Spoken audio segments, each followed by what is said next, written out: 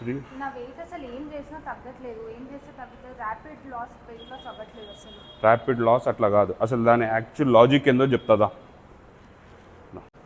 Actually మీరేమనుకుంటారంటే weight loss అంటే ఇట్లా అయిపోతుంది అని అనుకుంటారు, అక్కడ అట్లా కాదు.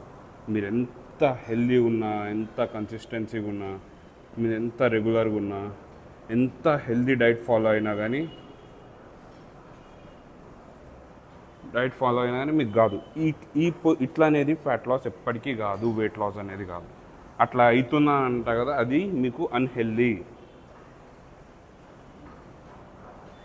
Actually weight loss fat loss ఎట్లయితుంది అని అంటే ఒక్కసారి తగ్గుతుంది, ఒకసారి పెరుగుతుంది, ఒకసారి ఆడనే ఆగిపోతుంది, స్లోగా రెడ్యూస్ అవుతుంది, ఆగిపోతుంది, దాని కన్సిస్టెన్సీ ఈ వేగా అవుతుంది.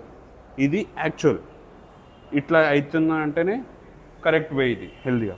ఇప్పుడు మీరు ఒకవేళ ఈడ ఆగిపోతుందని అంటే మీరు ఆపొద్దు, కన్సిస్టెన్సీగానే ఉండాలి. ఈడైనా మనకు అన్ఈవెన్గా చేస్తుంది, మనకు ఒక్కోసారి మనకి డీమోటివేట్ అనిపిస్తుంది. కానీ ఇట్లాంటి జగాల్లోనే మనం ఎప్పటికీ మోటివేట్ చేసుకోవడానికి ట్రై చేయాలి, మనం పాజిటివ్గా ఉండాలి.